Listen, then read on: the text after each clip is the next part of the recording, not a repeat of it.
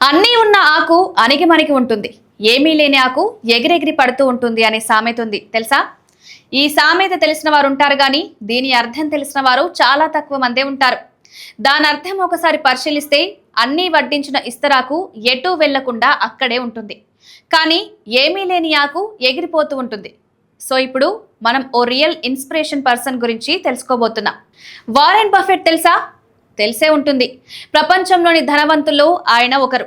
కేవలం 11 ఏళ్ల వయసులోనే ఒక కంపెనీలో షేర్ కొన్నారు.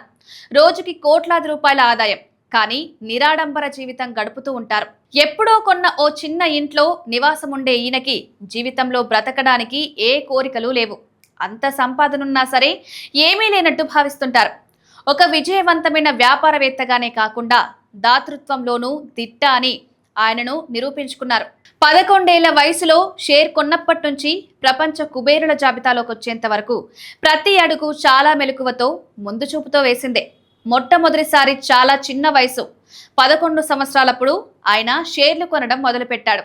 మామూలుగా ఆ వయసులో అందరూ కామిక్స్ బుక్స్ చదవడం, బయట ఇష్టం వచ్చినట్టు ఆటలు ఆడుకుంటూ ఉండగా ఆయన విభిన్నంగా ఆలోచించారు. 16 ఏళ్ల వయసు కల్లా $53,000 సంపాదించాడు. నెబ్రాస్కా విశ్వవిద్యాలయంలో 3 ఏళ్ల చదువు పూర్తి చేసిన తర్వాత బఫెట్ హార్వర్డ్ విశ్వవిద్యాలయంలో చదువుకునేందుకు దరఖాస్తు చేశాడు. అయితే హార్వర్డ్ స్కూల్ ఇంటర్వ్యూ తర్వాత దాని గురించి మర్చిపోవాలని, ఇక్కడ సీట్ దొరకదని అక్కడ సిబ్బంది చెప్పారు. అక్కడి నుంచి వెనుదిరిగిన తర్వాత కొలంబియా బిజినెస్ స్కూల్ ప్రొఫెసర్లైన డేవిడ్ డోడ్, బెంజమిన్ గ్రహాంల గురించి తెలుసుకున్నాడు. వారి సహచర్యం ద్వారా ఎన్నో పెట్టుబడి పాఠాలు నేర్చుకున్నారు. బఫెట్ చాలా యవ్వనంగా కనిపించేందుకు కారణం కోకోకోలా ఐస్ క్రీమ్ అట.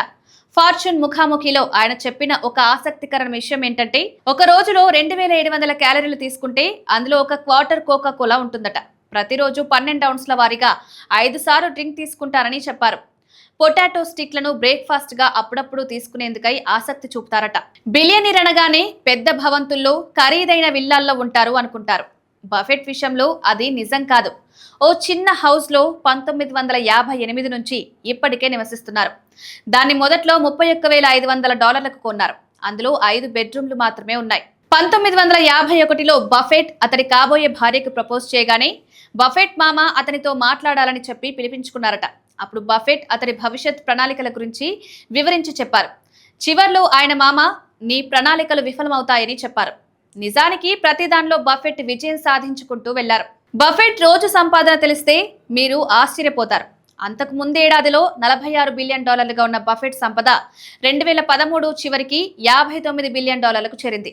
అంటే 2013లో సగటున రోజుకు $37 మిలియన్ సంపాదించినట్లు లెక్క. చాలా మంది యవ్వనంలోనే బాగా సంపాదించాలంటారు. అది బఫెట్ విషయంలో మాత్రం కాదు. విజయం ఏ వయసులోనైనా వర్తించొచ్చు. చాలా వరకు 60 కంటే ముందే బఫెట్ విజయం సాధించినప్పటికీ సంపద మాత్రం 60 తర్వాత బాగా పెరిగింది. ఆయనకు 52 ఏళ్ల వయసున్నప్పుడు ఉన్న సంపద విలువ $376 మిలియన్. 60 ఏళ్ల వయసులో ఆయన సంపద విలువ $3.8 బిలియన్. ప్రస్తుతం 2026కి $150 బిలియన్ పైగా ఉంది. బెర్క్షైర్ హాత్వే కంపెనీ చైర్మన్ గా ఆయన కొనసాగుతున్నారు.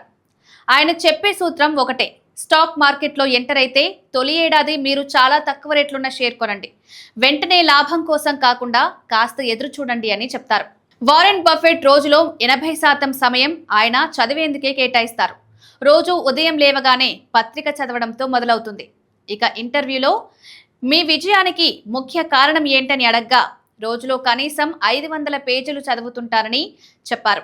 ఇది వారెన్ బఫెట్ రియల్ స్టోరీ.